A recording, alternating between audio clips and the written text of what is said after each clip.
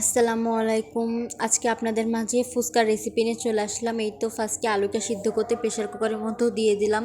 তারপরে এই যে শসা কুচি, পেঁয়াজ কুচি, ধনিয়া পাতা কুচি, ডিম আর ঝাল নিয়ে দেখাচ্ছিলাম, এগুলো কুচি করে নিলাম। তারপরে একটা বাটিতে তেঁতুল নিয়ে টকটা বানিয়ে নিলাম ভালোভাবে। তারপরে একটু ধনিয়া পাতা দিয়ে দিলাম, তারপরে কি চিলি ফ্লেক্সও দিয়ে দিলাম, এর মধ্যে একটু বিট লবণ অ্যাড করছিলাম।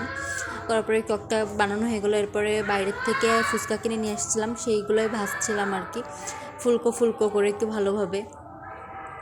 ফুচকা খেতে ভালোই লাগে অনেক বেশি, আসলে হাতের কাছে যা যা ছিল তাই দিয়ে বানাচ্ছি। এই তো আলুটা সিদ্ধ করা হয়ে গেছে, এখন এটা ভালোভাবে ম্যাশ করে নিচ্ছি। নেওয়ার পরে এর মধ্যে একটু পেঁয়াজ কুচি, তারপরে একটু ঝালের কুচি, তারপরে একটু ধনিয়া পাতা, তারপরে একটু লবণ, এগুলো দিয়ে ভালোভাবে মাখায় নিচ্ছিলাম। এই তো মাখানো হয়ে গেছে প্রায়। আসলে ফুচকা খেতে অনেক বেশি মজা লাগে।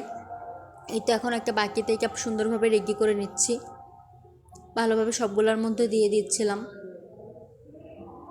একের পর সব দেওয়ার পরে এবারে এর মধ্যে একটু শসা কুচি, তারপরে একটু পেঁয়াজ কুচি, তারপরে একটু ঝাল, তারপরে একটু ডিম, এগুলো দিয়ে প্লেটটাকে রেডি করতেছিলাম। এই তো এটার ফাইনাল লুক কেমন হয়েছে সবাই জানাবেন।